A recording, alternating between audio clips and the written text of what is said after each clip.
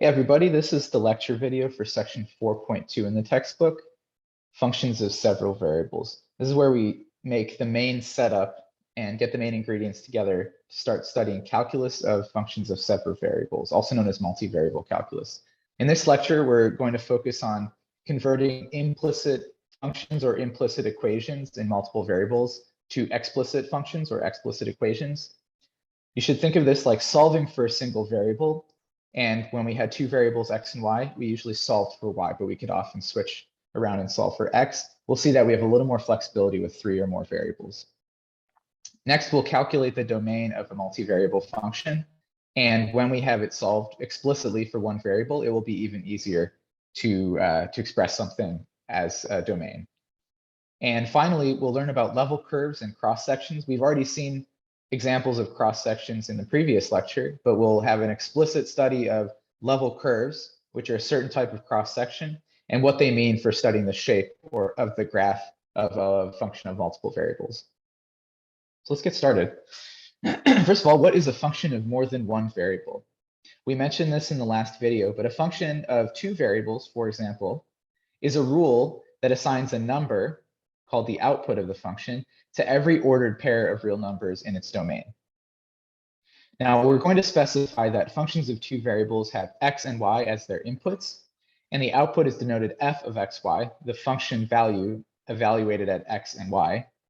We'll often write z equals f of xy to denote that the third variable, or rather the output value, can be tracked with the third variable z, and we'll visualize this function as a set of points satisfying the equation z equals f of x comma y in three-dimensional space, as we learned about in lecture 4.1. So some functions can be defined algebraically. We'll mostly be studying these types of functions.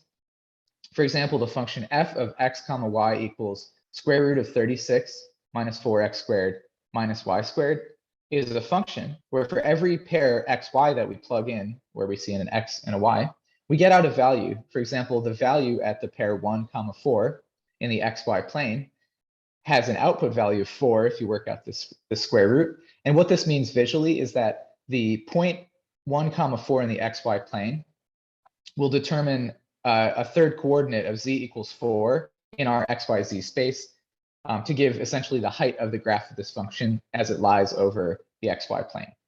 So we'll have some visualizations for this shortly, but you can already start picturing what's going on here as 2 points in the xy plane, before we include the z direction or the height, determine the input values, and the output of the function, in this case 4, tells you the z value or the height of the function, the graph of the function. So before getting started with graphing or anything too visual, thinking about the domain is actually a problem that we can do already together. If I have a function like the one from the previous slide, square root of 36 minus 4x squared minus y squared, we can ask, for what x and y values does this expression make sense, or is it well defined? And this is what we do with domain problems in single variable calculus. It's actually exactly the same procedure in multivariable calculus. There just might be a little more of a complicated interpretation when we have two variables as inputs. So in this example, we need the expression 36 minus 4x squared minus y squared to be non-negative or greater than or equal to 0. If you set that expression greater than or equal to 0, and you solve the expression, you'll actually get an expression involving x and y. It looks almost like a circle equation, except there will be an inequality, but it actually won't quite be a circle since there's a 4 times x squared, not just x squared and y squared together. What this means actually is that the boundary of the region that is the domain of this two variable function is an ellipse. And you can see the ellipse drawn here that's stretched further in the y direction than it is in the x direction. You can actually numerically determine from this equation what the intersection points are on the positive and negative x and y axes. And from there, you'll actually be able to see that all points inside of this ellipse, inside of this figure, will satisfy the inequality, making this square root well defined. And anything outside of the ellipse will make the inequality, or will not satisfy the inequality, and therefore we can't take the square root of this equation with those x and y values. You'll see that the domain here has a boundary or has a solid dark line encompassing the region that's shaded. That means we can include points on a boundary in the domain. And you can think of this like a two-variable version of having a closed interval with square brackets, rather than an open interval with parentheses, which here we would denote with a dotted line. We will see examples of this, if not in the video, then in some homework and classwork problems. But the general idea with domain is do all of the same things you did in single variable calculus. The things under a radical need to be greater than or equal to 0, and you can solve equations that way. The ln function has a restricted domain. So if we have ln of things involving x and y, we just need to make sure the inside is strictly greater than 0. That would give you something like a dotted line rather than a solid line in this picture. And finally, we can't divide by 0. And basically, as far as we know, those are the only issues that we have: dividing by 0, radicals, and ln. There's some other expressions you might want to play around with and check. The trig functions in particular do have restricted domains as well, but they really only have vertical asymptotes to worry about, which translate to there will be regions of the xy plane that are off limits, but they will just be single dotted lines in those examples. So domain is the first step to understanding a multivariable function like this. But this is not the graph of f of x comma y. This is only telling you the points for which we can determine z values or output values f of x, y. So this is in the xy plane. Next, to study what's going on in an entire multivariable function, in this case, a function of x and y, we actually want to talk about something called level curves. And to motivate this discussion, I want to take a step back and talk about multivariable functions that happen out in the real world. So things that aren't just contrived for a calculus class. For example, a temperature function, maybe on a map, which is a two-dimensional representation of the surface of the Earth. On such a map, here you see a map of the United States, we can ask for the temperature at every point, let's say at a fixed moment in time. Now, of course, we can vary this over time and even get higher dimensional functions or functions of further input variables. But let's just say at a fixed moment in time, it looks like Sunday, January 28th, 2018 at 7 p.m. Eastern time in the evening. This was a snapshot of all of the temperatures across the United States that January. So you can see this axis, and there's a color coding here that describes the temperatures. But this temperature function might not be a nice algebraic expression where t equals some formula involving x and y. But we do know that there's an output temperature for every input x and y we plug in. It tells you where to go on the map in terms of x and y.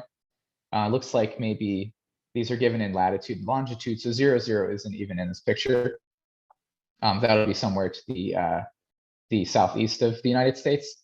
But in any case, for all of these coordinates, we can see that there's a temperature, it's color coded, but you can also think of this as a height or a z value coming out of the picture of the United States. That'll be the graph of the function. And then it's our job to interpret things using what we know about calculus and functions of single variables. Another place where functions that don't have a defined formula, a nice formula involving x and y and some functions we recognize, shows up in digital image recognition, which is a branch of computer science that is really developing quickly in the last couple decades. So digital images and digital imaging, image recognition can be defined by a bunch of different types of multivariable functions. Once we include colors, things will get more complicated, but some of the original studies on this area of computer science involve just defining things in terms of a brightness function. And a brightness function will take a picture that's a two-dimensional image, such as the rendering of the Mona Lisa you see here. And for every point on the grid or on the two-dimensional space that encompasses this diagram, or sorry, this painting, we can ask for the brightness of the pixel at that location.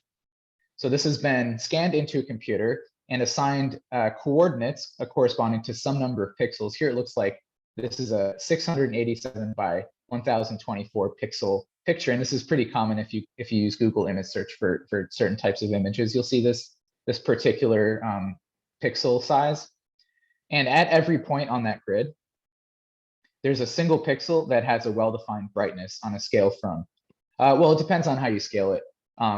Here, the scale would start at 0 for absolute white and would go up to something like 250, I think. I actually don't remember You can see some values of brightness are 158, 127. That's just some measurement of how bright or dark that pixel is.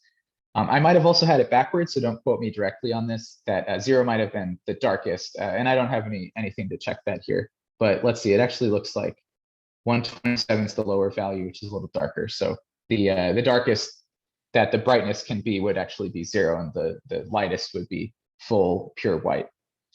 In any case, we can represent this image using its brightness function. And in fact, if you are only allowed grays, blacks, and whites, which are all on a single scale from 0 brightness to whatever the maximum brightness is, then you can fully reconstruct the Mona Lisa picture in this case, or at least this pixelated version of Mona Lisa, using that brightness function b, even though we don't have a formula for it.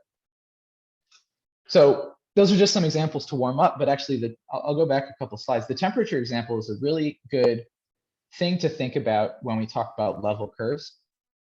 If you imagine that each of the different colors has a different height, so the closer or the brighter and redder the color is, for example, in the southern states in the US here, the hotter it is, in other words, the closer to your face, the closer out of the further out of the screen that temperature dot, that temperature location lies.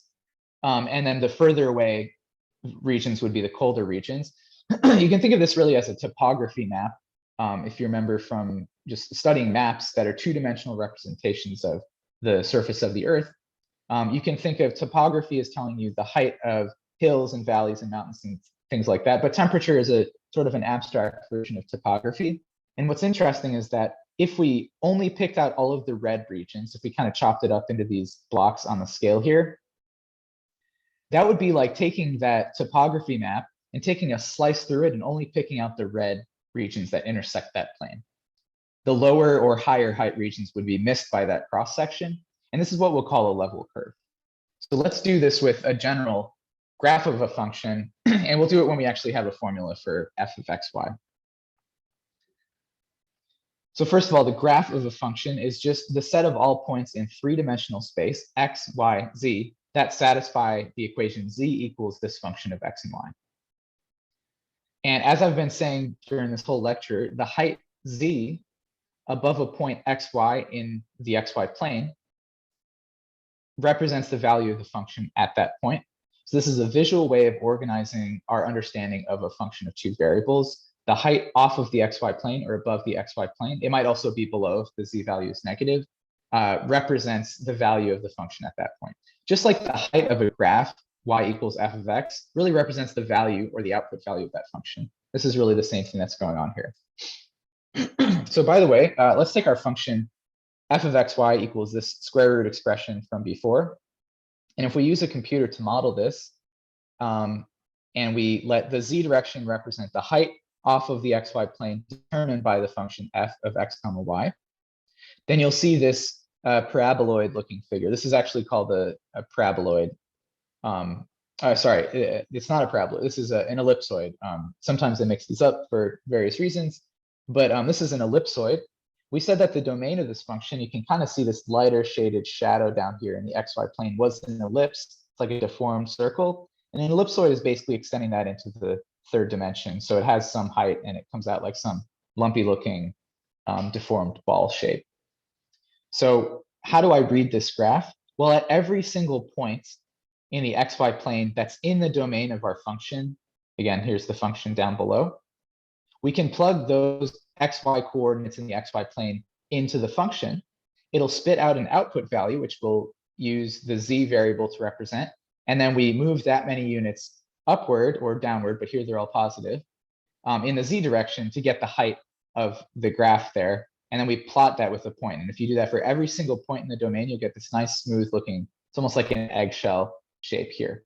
For example, the one that we plugged in before, where the height of the point 1 comma 4 was equal to 4, you see that the height on the graph here is with a z value of 4, and it lies directly over that xy point in the xy plane. So oftentimes, if we don't have computers, or if we don't have the computer power to render a three-dimensional graphic like on the previous slide, we want to still understand what's going on with the function. And the way to do this, the way we've done this even already in this class, is using slices or cross sections of our three-dimensional shape. The types of cross sections that we'll be most interested in this class are the ones that are parallel to the XY plane. So one definition, which is not shown on this slide, for a level curve or a level set is a cross section of the three-dimensional graph of f of x comma y that is parallel to the XY plane.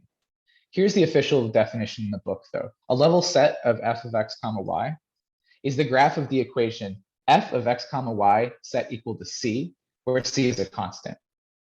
You can think of this like choosing the z value and plugging in z equals c, that constant number. For example, z equals 0, 1, 2, 3 will all determine heights that we will fix in our picture.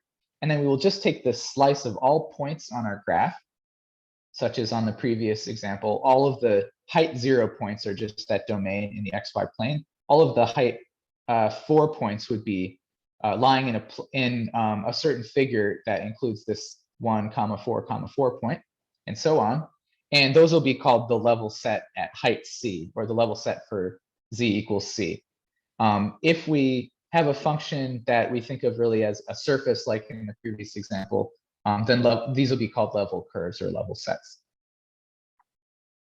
We will picture it in the XY plane because once we fix a height c, there's only two variables involved, x and y.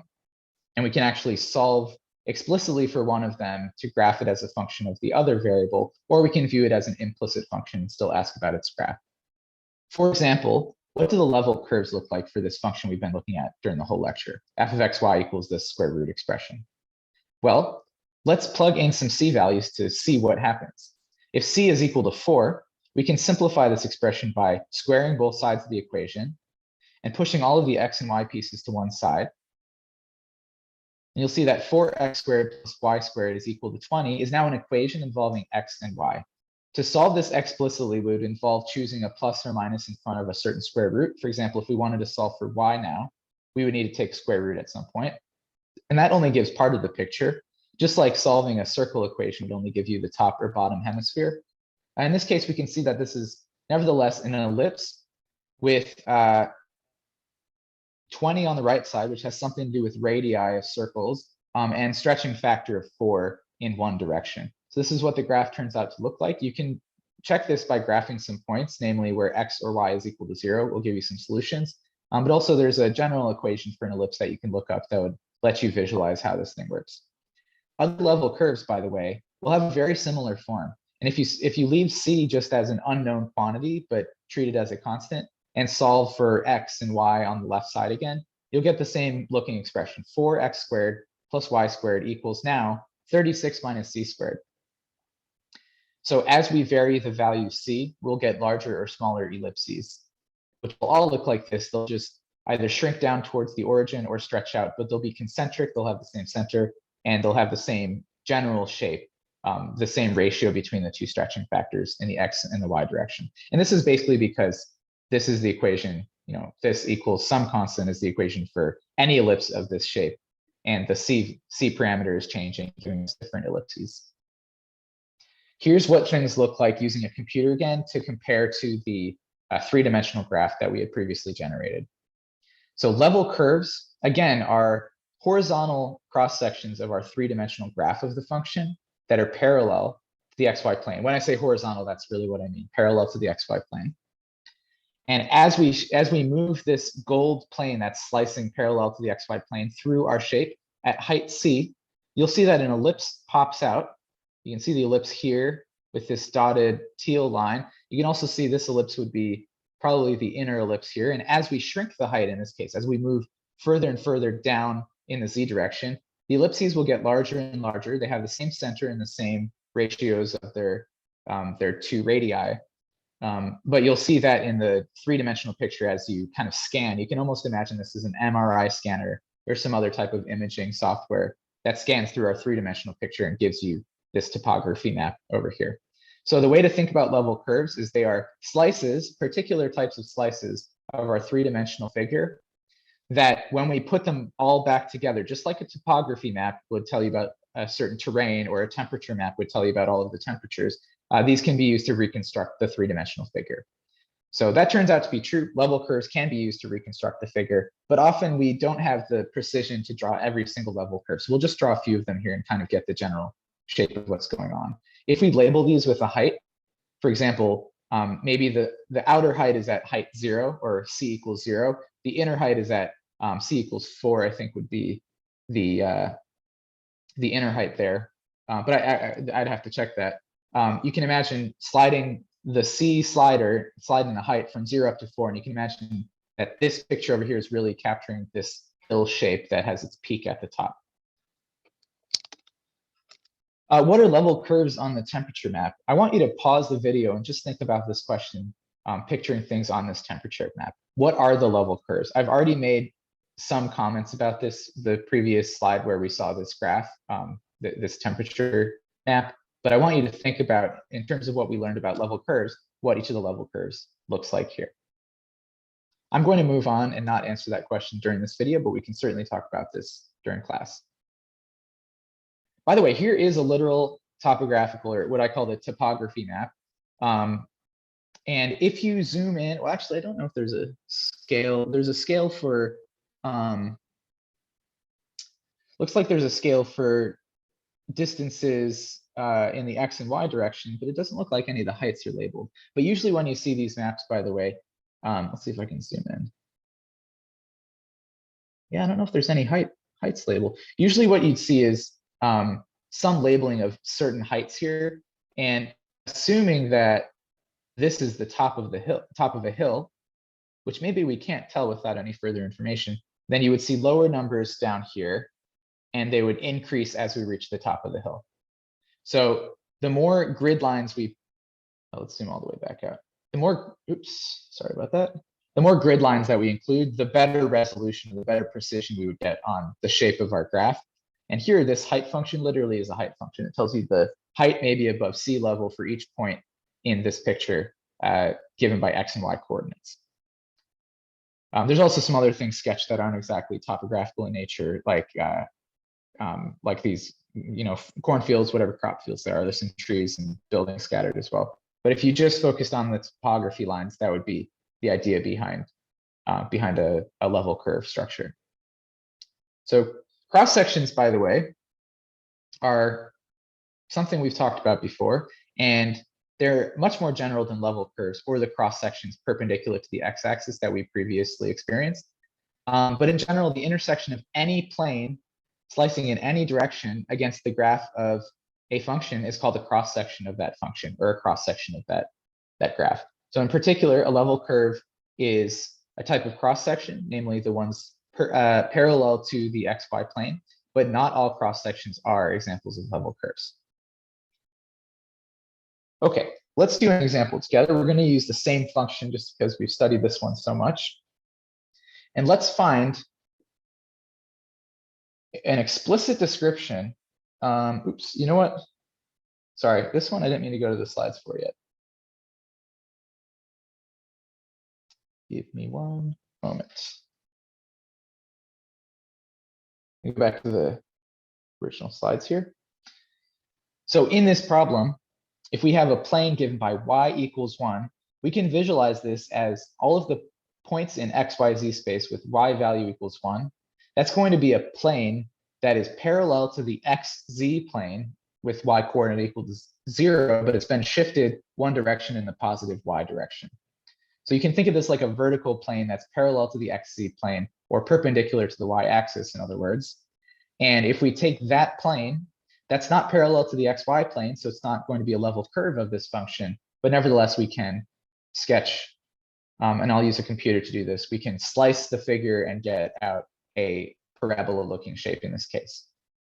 The way to do this algebraically, which is sometimes a little more satisfying than the visual interpretation, by the way, is to set y equals 1 in this very equation and try to figure out what this equation looks like in the xz plane. So it's going to have a y direction of 1, but once we fix that, it's really only an equation in terms of x and z. And you'll see here in the xz plane, I've sketched, or had a computer sketch, this upside down parabola looking shape.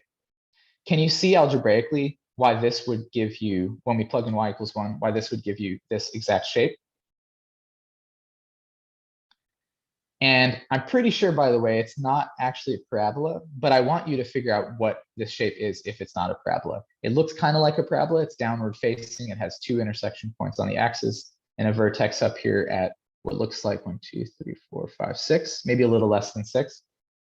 But I want you to figure out what actual shape this is based on solving this equation by plugging in y equals 1. Okay, we're going to do this one together though. So sometimes it's much more advantageous to be able to solve for a single variable and describe the figure that way.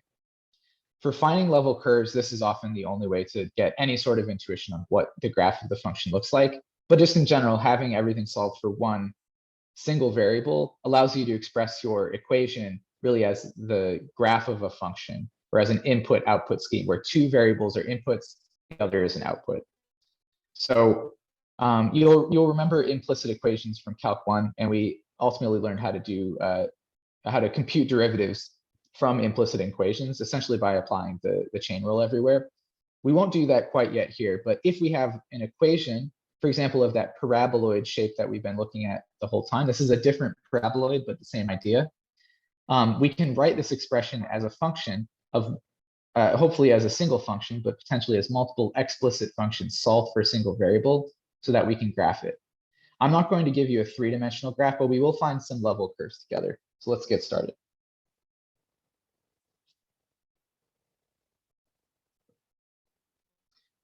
So given our equation, this is one of those things where you might want to just dive right in and do the thing that you notice can be done. I see there's three variables and one of them is just y by itself. So let's solve for y. Because we can. So if we do that, I'm going to push y to the other side of the equation, then I'll just flip the order of the equality, which I'm allowed to do. I'll see that y is equal to x squared plus z squared. So what does this look like as a three-dimensional shape? Without a computer, I don't really know. But the best way to get your hands on this is actually to write down the xz plane. So just to remind you, this is going to be the xz plane because I've solved for y. And if I pick y values, I'm going to set this equal to c, and then pick different values for c, I can actually graph these as follows. I'm going to pick a few different colors here. What happens if I choose c equals 0? So a y value of 0. What does this look like in the literal xz plane with y equals 0? Well, I'll have x squared plus z squared equals 0. And you know what? We should have even said before we do any level curves that if c were equal to r squared, for example, if I had written r squared here, you'd say, look, this looks like a circle, but it's in the xz plane. And it's a circle with radius r, or in this case, it'll be square root of c, and it will have center at the origin. So let's keep that in mind as we draw these things visually, but we should be expecting circles. So x squared plus z squared equals 0. The only solution to that, by the way, is x comma z equals 0. So here's our first level curve of our picture. So at height 0, I'll put a little 0 next to it to remind us of the height. We have just a single dot. So you can think of, it's not quite a curve. You can call this a degenerate level curve if you want. And by the way, these are, I really should emphasize that I keep saying level curves, but these are yeah, I guess these are not level curves. I'm doing cross sections, so sorry about that. Let me, let's have a longer discussion and talk about both. So these are cross sections along slicing by the plane y equals c. I'm just going to draw a few. We'll do level curves after this. Remember that level curves are the cross sections parallel to the xy plane. Those are done by choosing the height z equals some value, which I have not done yet. Okay, let's do another one.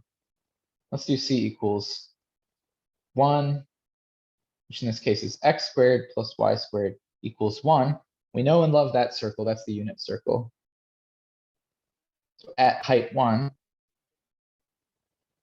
we get the unit circle. Let's do one more. Do it in red. Well, it's supposed to be radius squared, so I'll just choose the next square that I know. This will be x squared plus y squared equals 4. That's going to be a circle of radius 2.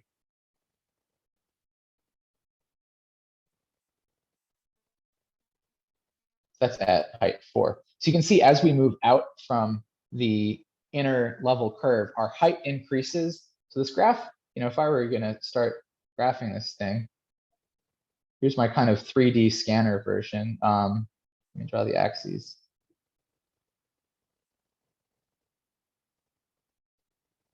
So my height really, in the y direction, the y parameter is changing here to get these different cross sections. So I'm really seeing these pop out to the side. They're kind of playing on their side, these different circles. So we're gonna have one here. I have one here. And you can imagine extending this forever. And let's draw them all together in green. It's gonna look something like this. And depending on, it's a little hard to see, but as we, these will stay concentric, but as we increase the C value quadratically, that will give you a linear increase in the radius of each of these circles. Or in other words, I need to increase the C value 0, 1, 4, etc. by more in order to get the distance between the circles to stay the same. So that's ultimately going to be reflected this way. And let's see what happens if we actually do literal cross sections of this curve. So there's my little 3-dimensional sketch.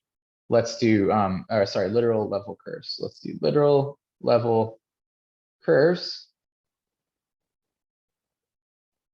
And remember, we're looking at the equation when we solved it, x squared plus z squared equals y. And for a level curve, we want to choose values for z and set those and solve that equation. We've already solved for y, which is nice because as we choose constant values for z, this will be y equals x squared plus c squared. This is the level curve at setting z equals to c. This is a parabola. It's a really nice upward facing parabola. Its vertex is somewhere just above the origin, and I'll draw a few of them for you. So if c equals 0, that's just y equals x squared. That's the upward facing parabola with its vertex at the origin. That wasn't a very good parabola, but you get the idea. This is for c equals 0. As we move up, we'll increase the vertex. We'll move the vertex up by c squared units. So for c equals 1, it's going to look like this. Same exact shapes though. And now as we start increasing, so if I do c equals 2, it's going to jump things up to a vertex of 4. So it's almost off my picture already. So that's just for 2. And here you see that as you increase c linearly, the height off of the xy plane linearly, the distance between the parabolas increases quadratically. So the way to really see this, if we go back up to the up to this little sketch that I made, I'm actually going to grab this and make another copy.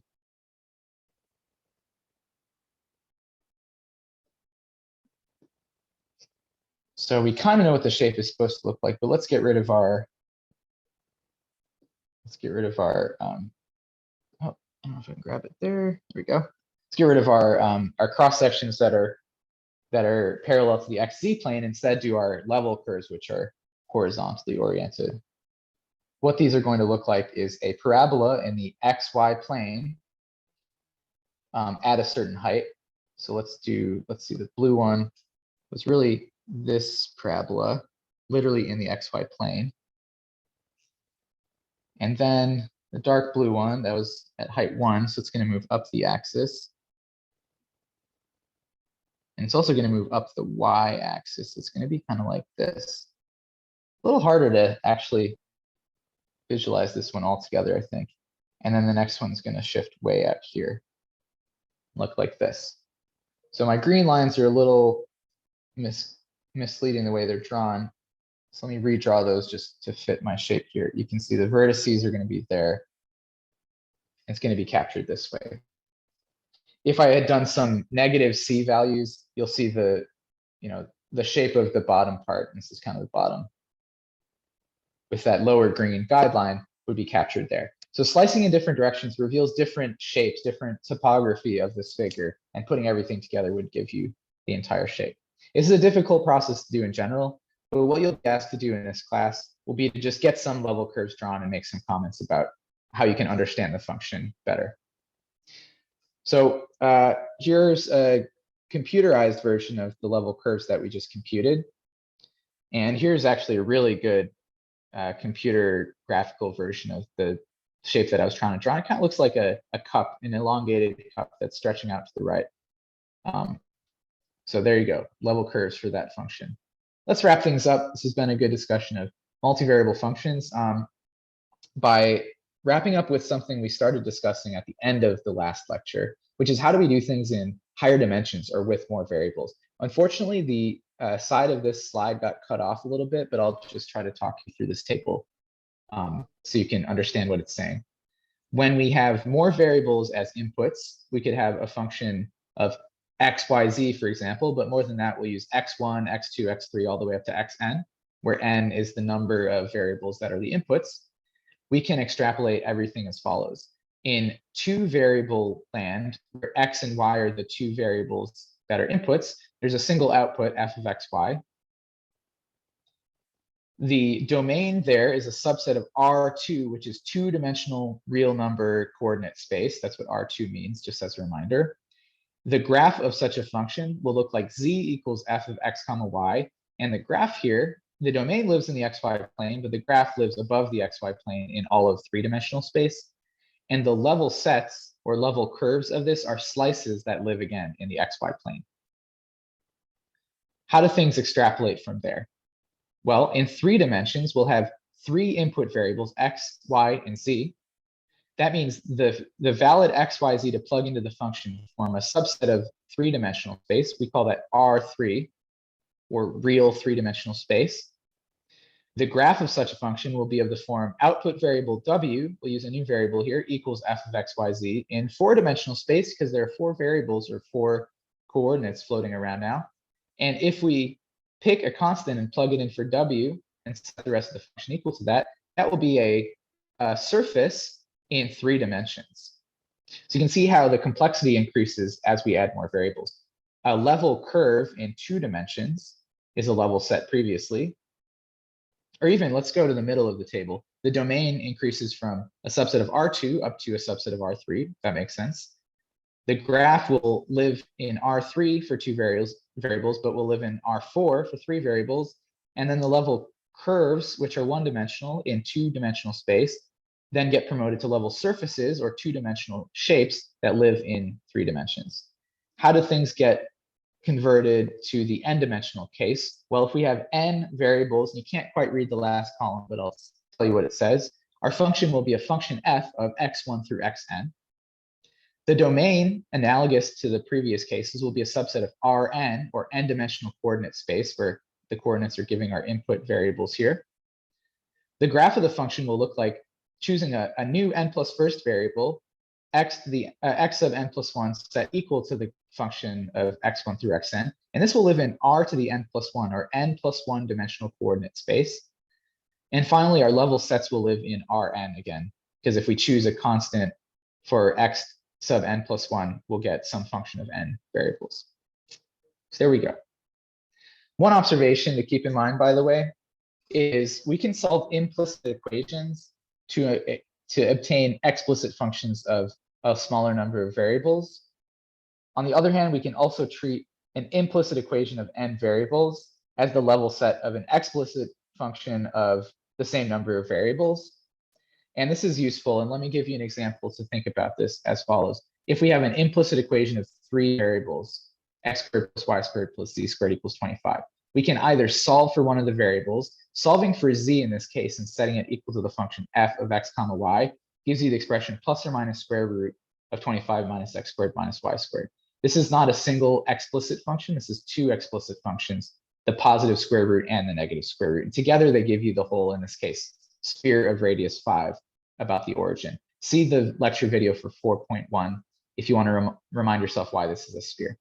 On the other hand, we could also view this expression here as a function of three variables that we've chosen a level set for.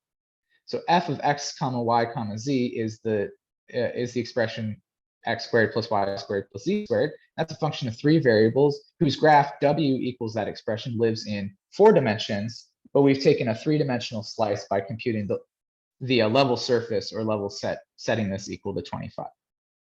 These viewpoints are incredibly useful. And if you want to drop down to even 1 or 2 dimensions to compare how these things work there, you can think of a circle either as, and in this case, this is a sphere, but if you just had the 25 minus x squared part, that would be a circle in 2 dimensions. You can either think of that as solving explicitly for a function y squared plus x squared plus y squared equals 25, or you can think of that as a level set of a multivariable function of x squared plus y squared set equal to 25. It's exactly the same procedure shown on this slide.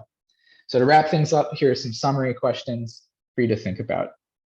First, what does the height of the graph z equals f of xy represent in general? Next, what is the distinction between a level set and a cross section? When we're in 2 and 3 dimensions that we denote by R2 and R3, what are level sets called, and how should you think about them? And finally, what's the difference between an implicit equation and an explicit equation, or what we also call an explicit function? Here are a couple problems to practice with once you've done those summary questions and thought about them on your own. Actually, sorry, there's just one in this video, and we'll have a chance to talk about this one together during the classroom. Thanks for tuning in. I look forward to getting into some real multivariable function calculus next time with you, but for now, I'll see you next time.